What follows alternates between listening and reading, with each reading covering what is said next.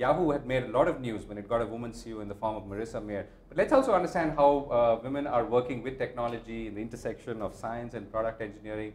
Literally at the ringside, I'm going to talk to Rashmi Mohan, who is heading that function in Bangalore at Yahoo Labs. Rashmi, thank you very much for speaking with us. Thank you. So, you always have a sort of, there's a history sort of preceding you. Everyone knows Yahoo now has a sort of young woman CEO, and therefore the tendency would be to assume that women now are in a much stronger position in the company. So is that true? So I'd like to believe that we've always been in a strong position. Right. It's great that we have Marissa as our CEO. Certainly she is a role model for a lot of us. I would say men and women at Yahoo, because just given her sort of technical background and strength, and the way she's sort of, we are at a point where Yahoo's turning around in terms of number of products that we're putting out much quicker, much faster, and we're taking a lot of risks. We have a lot of nice acquisitions that we've made. So I would say that yes, for certainly her coming in has made a huge difference to the company culture overall. Women at Yahoo, I would say, our culture has been that we've always had sort of a really strong position. There's not really, I've never faced that, at least in my career, and I've been there for a long time, almost 13 years now. Never faced the issue. It is a long time, in the tech industry especially. But I've never felt the need to leave. I think Yahoo has supported me in all the various phases of my life, which is something I would say, for a woman, and I know it's a cliche term, but this whole work-life balance thing is fairly important. And I would say that, as somebody out of college, when I was really craving for good technical work, I got that at Yahoo. And with, no holds bar, I could try whatever I wanted, and I could work as much as I wanted. At the phase when I was having my children, where I needed a little bit more sort of flexibility, I had that at Yahoo. So really, I would say that it's been a fantastic place to work, and right. Continues to be so. So you also head the Women in Tech initiative in Yahoo, right? So tell us about that. Why did you take that role up, and what do you do there? Right. So so for me personally, the Women in Tech thing is just something that's close to my heart. When I moved to Yahoo Bangalore, I found that there was this initiative that was running, and when the opportunity came up, it's a volunteer group, entirely driven by folks who are spending this time, besides their day jobs. And one of the reasons why I took it up was I found that, a lot of cases, you're successful in your career as a woman, I feel, because you have a lot of support, both from your workplace as well as your home, right? And not all of us are as lucky, perhaps. And I was thinking that, a lot of times it's also about mentorship. Can you actually give back to the folks that, you've learned through, along your journey. There's a bunch of people who have helped you through that.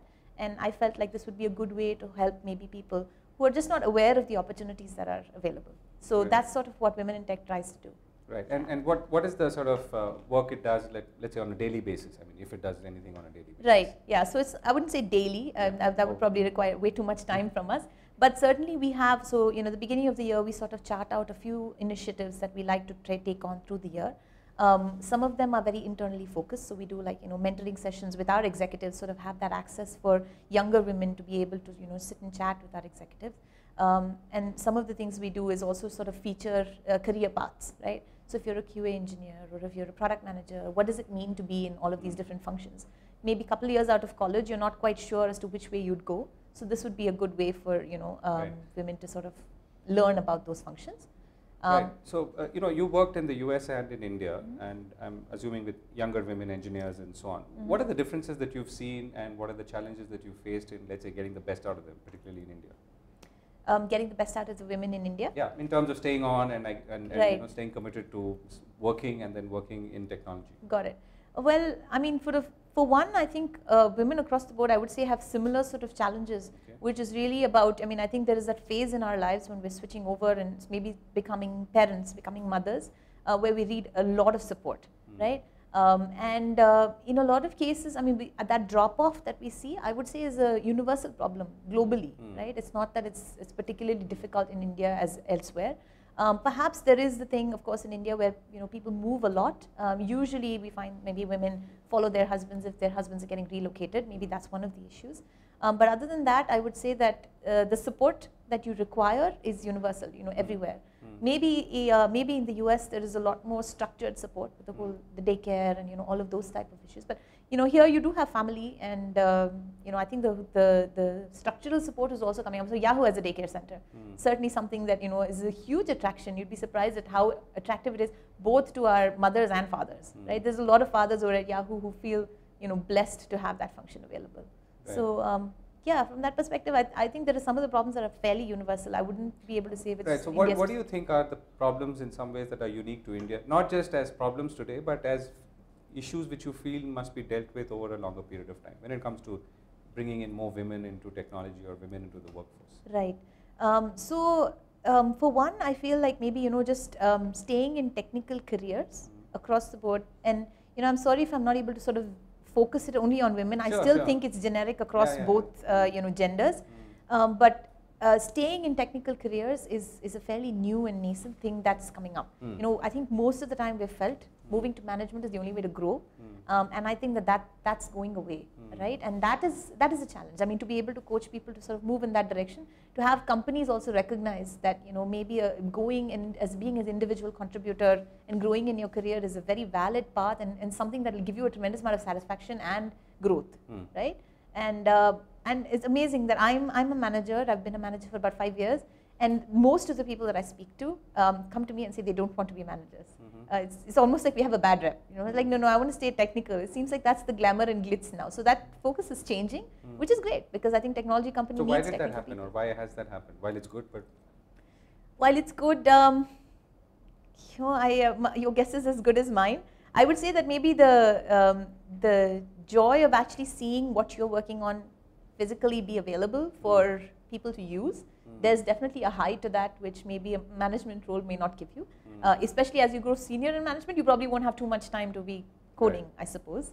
But yeah, I think that's one of the attractive things about Yahoo also. You're building a mobile app, your dad could use it, your daughter could use it, right? And I think that there's a high associated with it. There's a feeling of satisfaction that comes with building something that people are using and say, hey, I built that, right? And I think that is a tremendous amount, and the opportunities are there. Right. Now I don't feel compelled to make a decision if I'm not aligned to being a manager. Right. So what would you tell a young, let's say it was someone like you out of college 14 or 15 years ago, right. What would you tell them in terms of the opportunities that being, first of all, working offers, and being more technically oriented, or being an engineer offers? Right. If they can get through, I mean.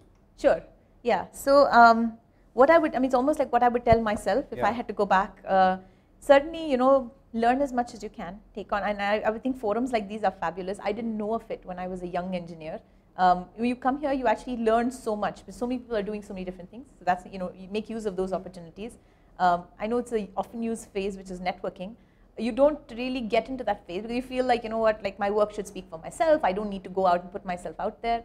But I think it's important, and definitely learn to give back. That's huge, because you learn along the process, and take risks. Right. I would say that maybe I wish I had taken more risks in my early career. Would have probably seen a different career path. But yeah, take risks, and it's easier to do that when you don't have as many commitments outside. Right. So I think the pros of having women in the workforce, particularly in the engineering side, are reasonably articulated now. What are the negatives that women should counter, or women should confront if they were to progress in this part of the world? Well, I mean, I think you have to be committed, right? And I would say, or rather, let me put it this another way. Let me say, what are the weaknesses that they need to address? Weaknesses that women have? Women have, or women have in the context of the world that you are in. Let's say none.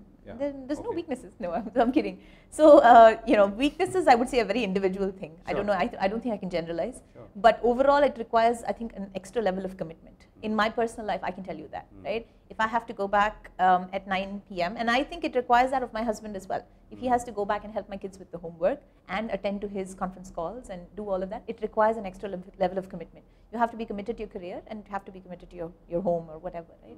So I think somebody was mentioned, I think maybe it was Aruna this morning was saying, you're on 24/7, right? Your jobs are that way. It's not like you go home at 5 and switch off. But at the same time, I've heard, I can't remember who it was who once spoke at one of the forums and said, every moment in your life you're prioritizing. So it could be that I have an 11 a.m. like parent-teacher meeting that I have to attend, and that's the most important thing at that time. But I have a 9 p.m. call, and no matter what else is happening, I have to be on that call. So I would say that, you know, the biggest thing is being able to, you know, you have to be super committed to, you know, really wanting to grow. And that could, I mean, that's also a challenge in a way, right? So yes. Either be ready to be super committed, or you might lose out. Absolutely, but that's I would say that's in any phase of life, right? Yeah, yeah. You have to be really passionate. You should really want to do what you're doing, right? Because otherwise you wouldn't, I mean, the extra effort might not be worth it. Right. So what's the next cool thing that you're working on which you can talk about? Yeah, that's in the labs organization especially, it's harder to do that. Yeah. I mean, there are a lot of cool things that Yahoo has put out. I'd be happy to talk about that. Certainly our Flickr app is huge, right? We've got like 1 terabyte of space, so now you really don't have to worry about, you know, how much am I storing on there. I can pretty much put like every picture, especially with the mobile phones now. Like I've taken 10 pictures, probably won't need all of them, but that's okay. I can still store them, right? So Flickr is amazing. A lot of new and you've been doing features. A lot of work on Flickr? We sort of help with so parts of our team helps with, you know, research on Flickr. Okay. And we have this new app that we've acquired called Quickie. I don't know if you've tried it. Very cool. Again, take pictures on your phone and it'll stitch it into a nice video. You can put your own music on it and then you share that as a link. So we've got a lot of cool things that are coming out. Answers is big now at Yahoo. New Mail. So, you know, a lot of things that, especially mobile focus. That's definitely been the trend at Yahoo. Everything that we're putting out is mobile focus, and all of our media properties, everything is you know, getting a new look and feel. So yeah, tons of exciting stuff going on. And besides the Tumblr is like a whole new. You probably know we've acquired Tumblr, so that's like you know, reaching out to the younger audiences, and we're getting a whole new customer base, if you will. So yeah, a lot of exciting things to look forward to, like what kind of research you can do there, what kind of data you get out of that to be able to understand what your users are doing and what they want. So right, it was a pleasure talking to you, Rashmi. Likewise, thank you very much. Thank you very much. Thank you.